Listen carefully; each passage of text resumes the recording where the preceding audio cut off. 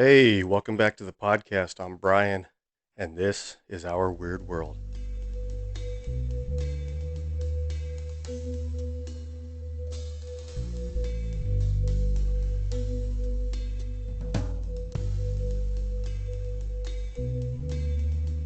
So, today I'm going to be talking about something that came up in the news actually a few months ago. I actually didn't know about it actually until just recently, maybe a few weeks ago, I first heard about it. I had no clue that this thing existed, that this was ever done. It was totally just something I was unaware of, but it's kind of interesting looking into the history of what it is, how it came about, some of the ideas behind it. What am I talking about today? I'm talking about a thing called the Georgia Guidestones. So what were exactly were these Guidestones? So it was a statue that stood at 19 feet 3 inches tall. Like I said, it was made out of granite. These big granite slabs. There are actually six of them, and I'll describe exactly how they're laid out here in a little bit. Now, altogether, their total weight was 237,000. Did I say that right? 237,746 pounds, or 107,840 kilograms. So extremely heavy altogether. Now, a lot of people refer to them as the American Stonehenge.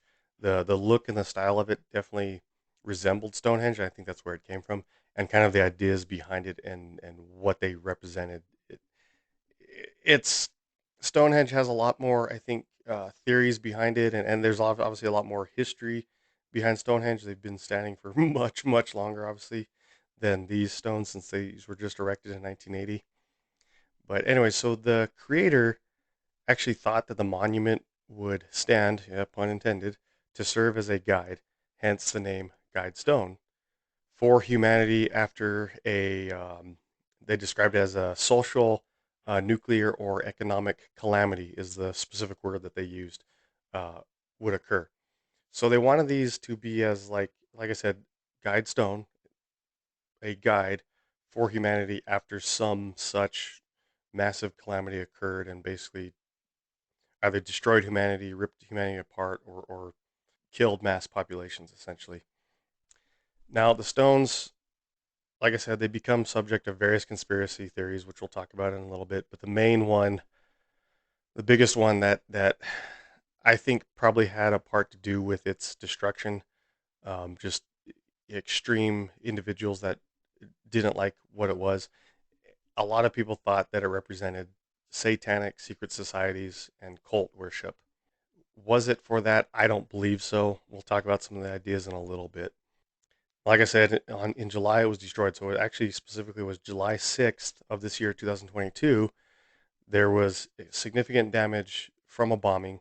There was somebody that had placed a bomb on it and exploded it at roughly 4 a.m. I tried to look up. I found a video, and they showed anywhere from between about 3:40 a.m. to about 4 a.m. as far as what occurred. So it was somewhere around that time when it was actually damaged. Now the damage was so great that local authorities did deem it to be unsafe, and that's why they actually had the remainder of it dismantled and destroyed. Now later in that same month, towards the end of July, Albert, excuse me, Alberton Mayor Daniel Graves, he actually announced plans to reconstruct the monument. He wanted to rebuild it, but it seems like the rest of the city, they had other plans, and the city council actually voted to donate the remaining damaged stones to the Alberton Granite Association there. The city council also voted to return the 5 acres that this monument stood on, the land that it was within that was purchased originally, back to the previous owner's family. And we'll talk about them a little bit as far as who they were. So, how exactly did this monument come to be? Let's talk about a little bit of its history and before it was actually built. So, in June of 1979, a gentleman by the name of Robert C. Christian, this was not his real name. This was actually a pseudonym or alias that this individual went by. Now, he actually approached the Elberton Granite Finishing Company there in the local area to have this structure commissioned and built. He stated it would be on the behalf of, quote, a small group of loyal Americans. So, also, he told them that the monument would act as a calendar, a clock, a compass, and that it should also be able to, quote, withstand catastrophic events. Well, unfortunately, it seems like it didn't withstand catastrophic events of a bombing. That's very unfortunate. But like I said, I guess he didn't see July 6th of this year coming. Now, the man that actually, this Robert C. Christian, that commissioned the stones, he actually said his pseudonym was a reference to Christian religion, quote, if you will, Christian religion. That's the explanation that he gave. There are some theories as to this that I will mention a little bit as well, pertaining to his pseudonym. And I'm throughout this, I'm just going to refer to him as Robert C.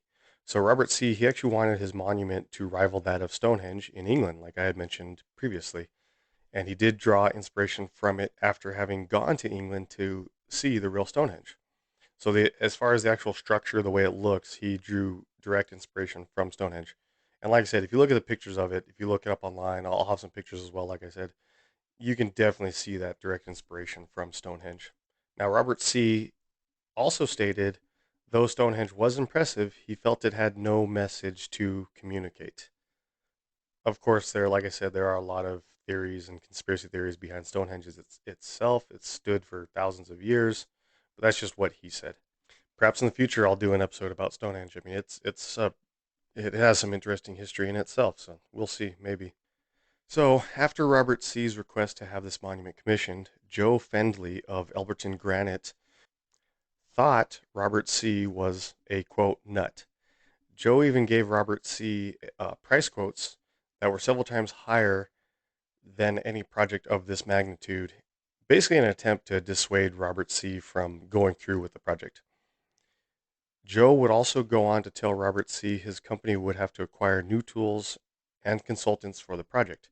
Despite all of this, the high quotes, having to get other people involved, Robert C. he accepted. He said, "Okay, let's do it." Once they made arrangements for the payment, Robert C. claimed, quote, he represented a group which had been planning to construct the Guidestones for 20 years. So this is something that they had been thinking about and had an idea for quite a while. Mind you, this is 1979, so this is going back to the late 50s when they were considering or planning on building such a monument. Also, this group actually they did want to remain anonymous. That kind of leads people to, a lot of the different conspiracy theories that they wanted to remain anonymous. Maybe they're just, they didn't want, maybe they wanted it for humanity and for people, but just didn't want any of that notoriety to go along with it. Who knows? We'll see when we talk about some of the theories. Now, after he agreed, said, yes, let's do it, the exact amount that was agreed upon has never been revealed. I actually tried to look it up and see. I couldn't find anything that actually stated the exact dollar amount that he paid in 1979 to commission this. But it is, some people do believe that it was probably well over $100,000 at the time in 1979. So basically, in today's dollar in 2022, that would be approximately the equivalent of $370,000. So after this, Robert C. he did make a scale model of the monument with 10 pages of specifications for its construction. He was very precise in what he wanted out of it and how he wanted it built. And it is pretty neat once we get into the details of it. It is pretty cool.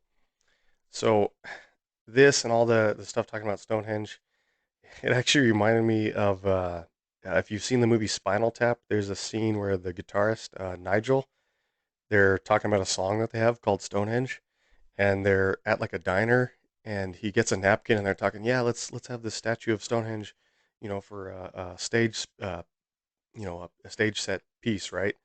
And he's drawing. He's like, yeah, this is what it's gonna look like. Here's Stonehenge, and the marking he doesn't put the indicator for feet. He puts the indicator for inches on accident.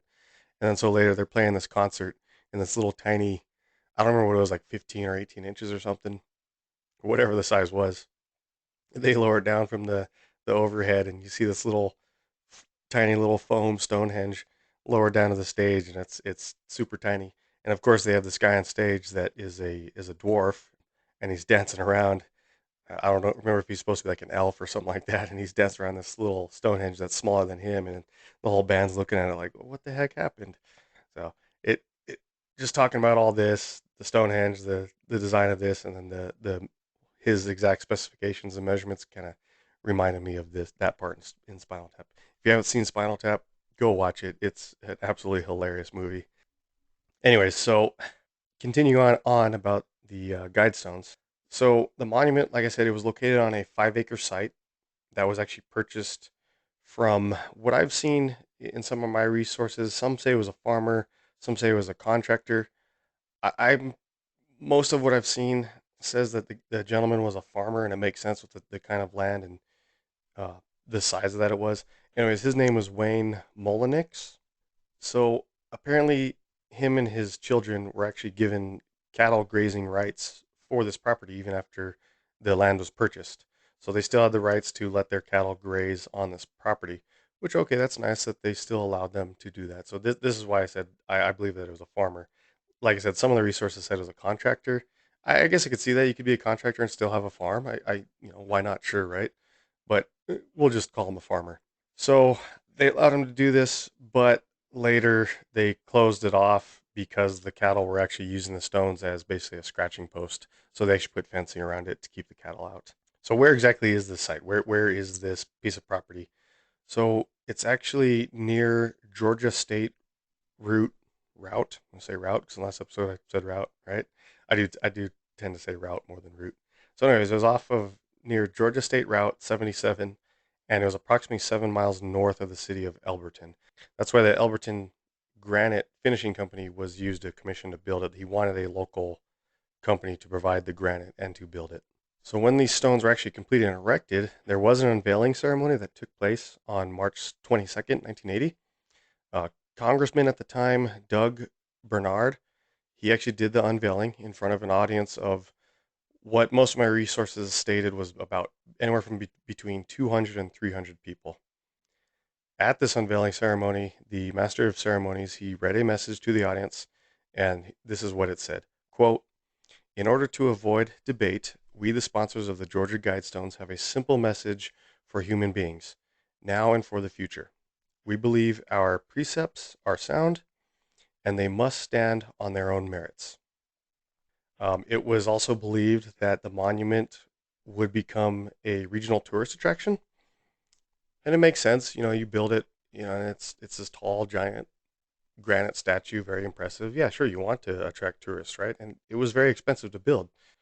So as of 2022, before its destruction, I actually found a report that stated that their annual visitors of the site would averaged 20,000 visitors annually. So not bad. It seemed to be okay. Doing a little calculation, that comes out to an average of about 55 people per day throughout its whole lifetime. So not too bad. There were people coming and going to see it. Now we have an understanding of how this monument came about. So let's talk about exactly what it was. We're going to talk about the exact specifics of it, the how big it was, the individual stones, what was on it, what it looked like. So again, I'm gonna have pictures of this, so you can check it out. If you want to go online, you can do image searches for it. They are pretty impressive. So physically, it stood, like I said, 19 feet 3 inches tall at its tallest. It weighed 237,746 pounds. Now it had four major stones that were 16 feet 4 inches tall. Each of these weighed an average of 42,400 pounds, or about a little over 19,000 kilograms. These four were arranged in a cross pattern with a fifth column stone in the center that was also 16 feet 4 inches tall. And this one alone weighed just under 21,000 pounds, or right around 9,500 kilograms. There was a capstone that was placed on top of all five of these, and it measured 9 feet 8 inches long, 6 feet 6 inches wide, and 1 foot 7 inches thick. And this stone alone weighed 24,800 pounds, or about 11,200 kilograms. There were also different supporting stones at the base that ranged in size from 4 feet 2 inches up to 7 feet 4 inches long, and anywhere from 2 feet to 2 feet 2 inches wide, and anywhere from 1 foot 4 inches to 1 foot 7 inches thick. These also weighed anywhere from about 2,700 pounds to almost 4,900 pounds, or roughly 1,200 kilograms to just over 2,200 kilograms. So altogether, the stones measured 951 cubic feet, or just under 27 cubic centimeters of granite stone. So it's pretty impressive. It's a lot of granite. So it was a very large structure. You can definitely, from these measurements, get an idea of its physical size. Now, on the stones, there were inscriptions of 10 guidelines. Now, this is where it gets its namesake, Guidestones. The inscriptions were in 8 different languages. So it was one language on each face of the 4 large stones that were making the cross pattern. So you can imagine you have 2 faces on each stone, right? So on each side there was a different language. So you had 8 different languages. They all said the same thing, but it was in 8 different languages. Now these languages that it was inscribed in include English, Spanish, Swahili, Hindi, Hebrew, Arabic, traditional Chinese, and Russian. And if you move clockwise around the stones, that's the that's how you'll see them. That as far as the direction going clockwise, it's in that order: English, Spanish, Swahili, Hindi, Hebrew, Arabic, Chinese, and Russian. Again, these inscriptions, they were meant as a guide for humanity to, quote, conserve nature after such a calamity, like I had previously mentioned, such as a nuclear war or some sort of societal collapse, economic collapse, things like that. I'm going to read them here in just a second. They almost read almost like a Ten Commandment sort of. I'm going to read them. The inscription reads as follows. And again, they're in 8 different languages going around. It's all the same thing. So I'm going to read them in order from top to bottom, and I'm going to read a number in front of it. There aren't actual numbers on the stones, but they read from top to bottom in this order. So 1, maintain humanity under 500 million in perpetual balance with nature. 2, guide reproduction wisely, improving fitness and diversity. 3, unite humanity with a living new language. 4, rule passion, faith, tradition, and all things with tempered reason. 5, protect people and nations with fair laws and just courts. 6, let all nations rule internally, resolving external disputes in a world court. 7, avoid petty laws and useless officials. 8, balance personal rights with social duties. 9, prize truth, beauty, love, seeking harmony with the infinite. And 10, be not a cancer on the earth. Leave room for nature. Leave room for nature. So it seems as though the creators were wanting humanity to live by some decent ideas after, like I said, or like they had put a major calamity devastates Earth, right?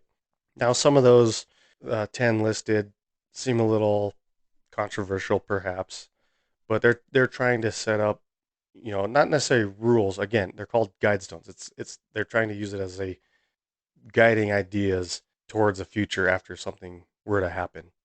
Now, it kind of makes you wonder about these so-called calamities that they had mentioned. Now, again, this is back in the late 70s when they had contracted this, and it was built in 1980, obviously, that over 40 years ago. But you think about things that are going on in the world right now. You constantly hear news about the economy and that we're coming towards a recession and that there's going to be another major crash. Is that going to happen? I don't know. I try to keep up with that kind of stuff, but I'm definitely not an economist. But then you also look at things like COVID-19, right? That came about at the end of 2019 that has devastated the world.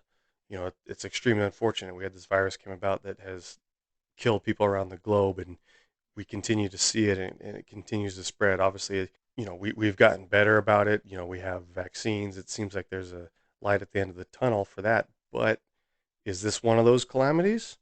Maybe they foresaw something like this. Maybe not specifically COVID-19, but maybe something like that. I don't know. Perhaps.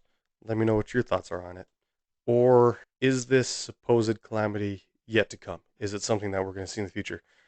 Again, looking at worldwide events, even look at what's going on over, in Russia with Russia and Ukraine and all of that that's going on, and that war that's going on. Is that one of the calamities? I don't know. It's kind of scary to think these different things that have been happening in the last few years, but we'll see what the future holds, right? So even one thing that they mentioned was social calamity. And it kind of makes you think about like social media, Facebook, Twitter, Instagram, TikTok, all these different platforms that people use for social media outreach, right? I think a lot of them are great and can definitely be used for keeping in touch with somebody.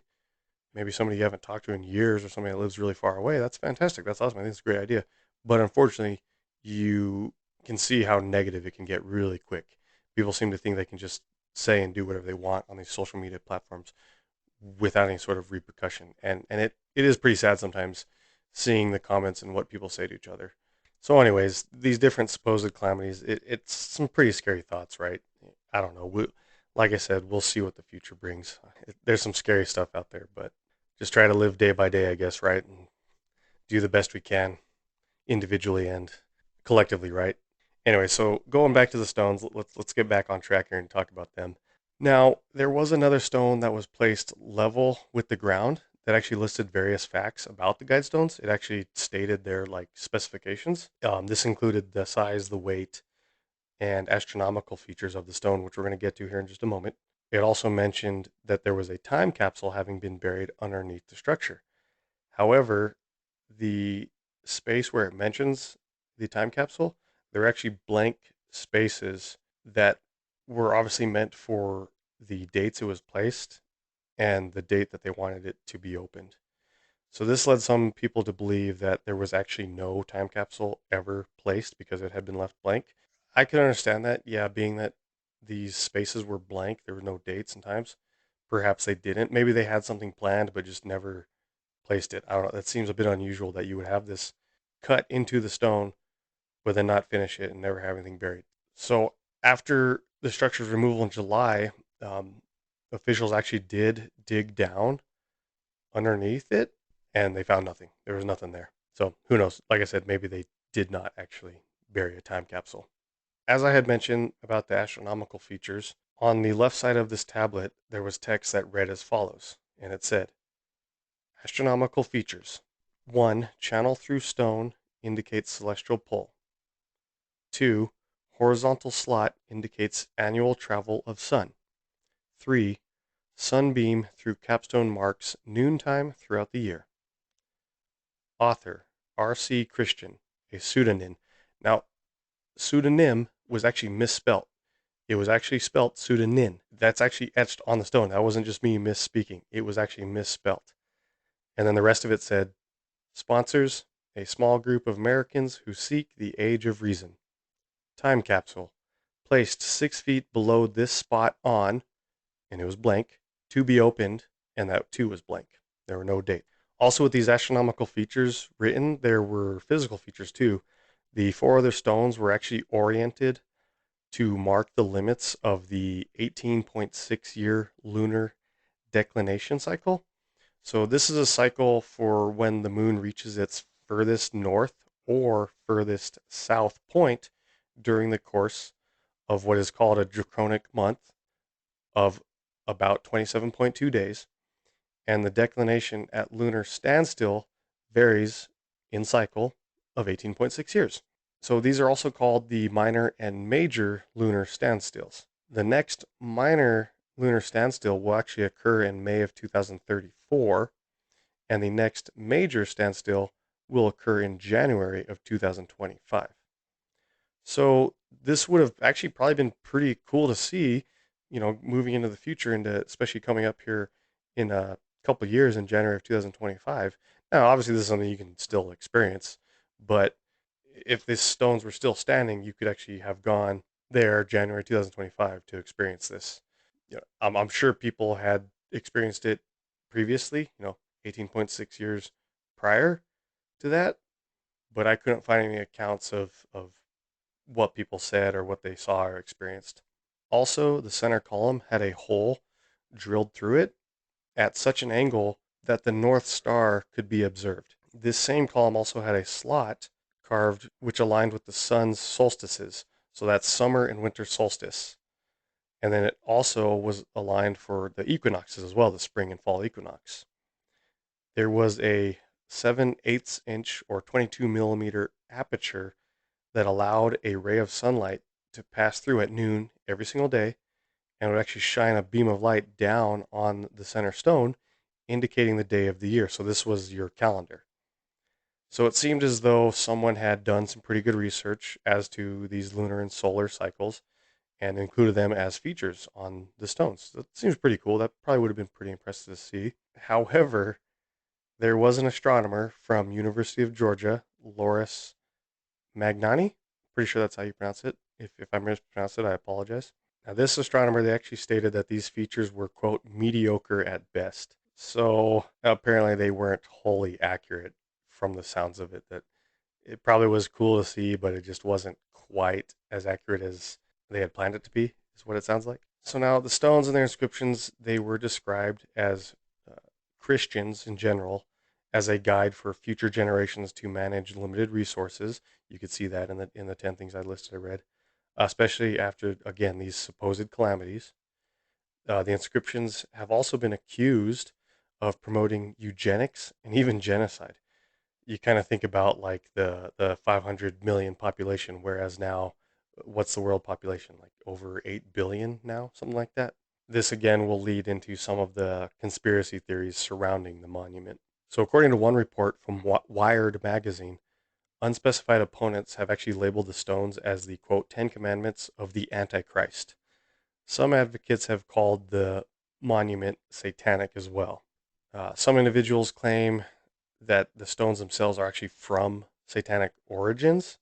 Others that Robert C. Christian himself belonged to a Luciferian secret society relating to Luciferianism, which this is the belief in Lucifer as a mythological figure associated with the planet Venus, and not such as related to the devil. That a lot of people believe that this guy that had the pseudonym of Robert C. Christian belonged to this. Those that thought this actually directly related it to the New World Order, NWO, which is a conspiracy theory that hypothesizes a secret totalitarian world government with a globalist agenda to eventually rule the world through an authoritarian one world government. And reading some of those lists from the 10, you can kind of see where they're getting the idea of that. Let me see. Let me go back. There was one that, where is it at? There's, where you talk about number 6, let all nations rule internally, resolving external disputes in a world court. Okay, avoid petty laws and useless officials. So you can kind of understand where people are leaning with that and the idea of that, of the New World Order.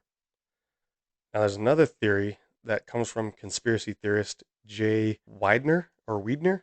Apologize if I mispronounced that last name. Jay Weidner is what I'm going to say. Now, he claims the pseudonym R.C. Christian, Robert C. Christian, resembles that of Rose Cross Christian or Christian Rosenkreutz. I believe that's how you pronounce it. This was the founder of the Rosicrucian order. Now, the Rosicrucian order is a spiritual movement that arose in Europe during the 17th century. And the mysterious doctrine of the order is, quote, built on esoteric truths of the ancient past, which, quote, concealed from the average man, provide insight into nature, the physical universe, and the spiritual realm. So, was the man known as Robert C. Christian a part of this group or such a group? Like I said, the Rosicrucians Manifesto it also stated the word RC should be their seal, mark, and character. Okay, I can see where this conspiracy theorist Jay is coming from, the ideas behind the pseudonym resembling this organization and kind of the ideas, again, the doctrine and the manifesto behind it. I can see that. I can understand that. That's kind of a neat idea, neat theory. Do I wholly believe it? I don't know. I think that was a really good possibility. Again, because this was a pseudonym that this person took. They and the group that helped fund it wanted to remain anonymous. Perhaps they were all a part of this. Maybe it was all kind of one group, and they agreed that we should, use this pseudonym for this order. Right? It's possible. Now, throughout their 40 years of standing, the stones had been vandalized quite regularly, usually with spray paint. And statements were typically written that stated things such as "Death to the New World Order." There were some that wrote "Jesus will beat you, Satan."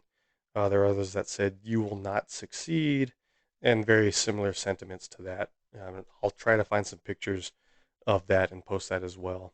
There is actually one phrase that was found sprayed in September of 2014 that said, "I am Isis, god of love."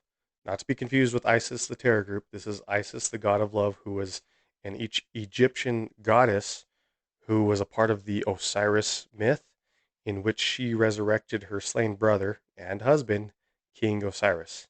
Was it somebody just out there spraying this just to be silly, or was it again another conspiracy that this was ice? I don't know.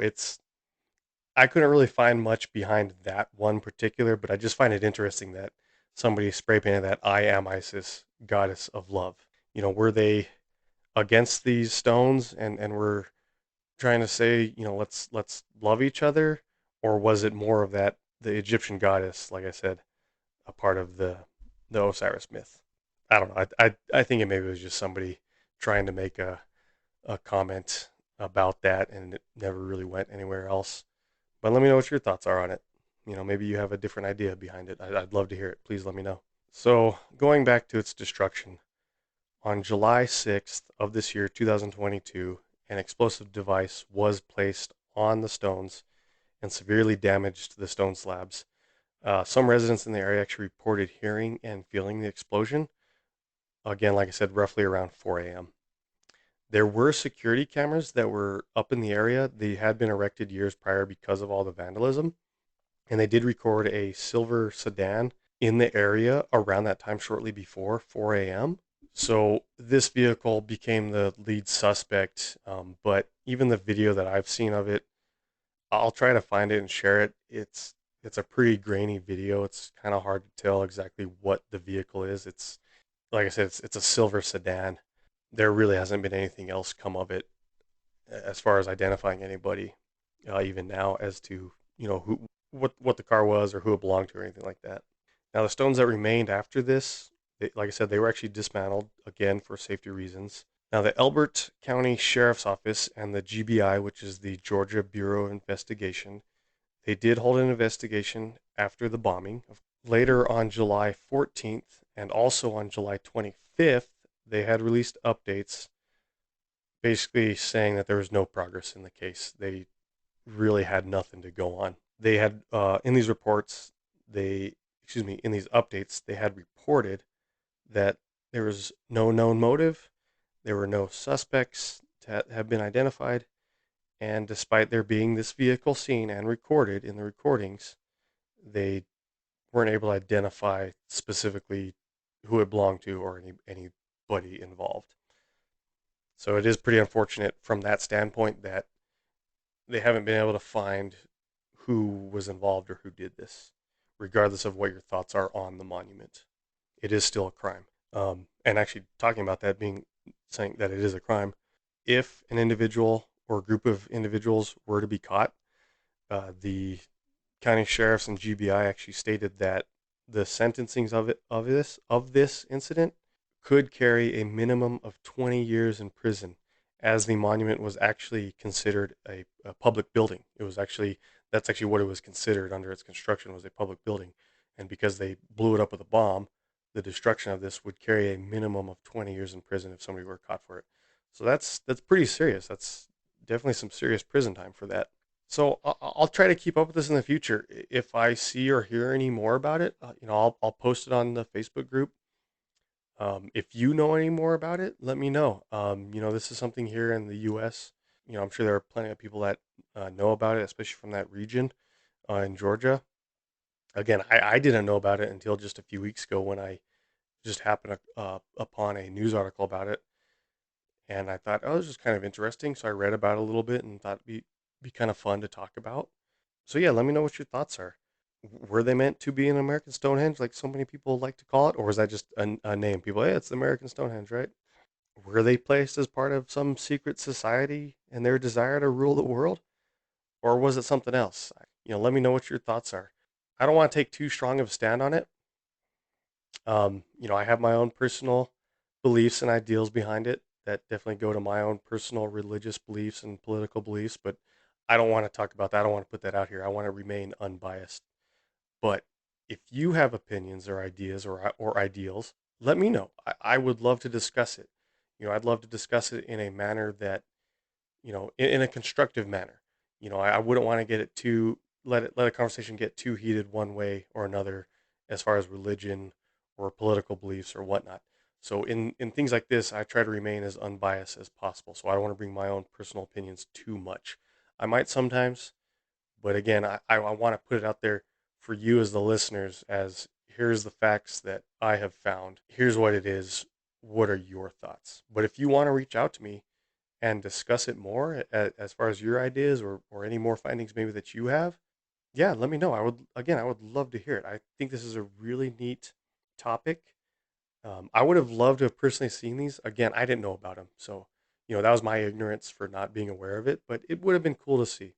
But looking at the pictures of them online, it is a pretty impressive what they were. It was pretty neat. So, yeah, reach out with any thoughts or ideas. You can find me again on Facebook, Our Weird World. I'll have a link, as always, the episode notes. Also, you can find me on via email at ourweirdworldpodcast@gmail.com. Please reach out, send me your thoughts, say hi, whatever you like. I'd love to hear from you. Thanks for listening, and we'll catch you next time.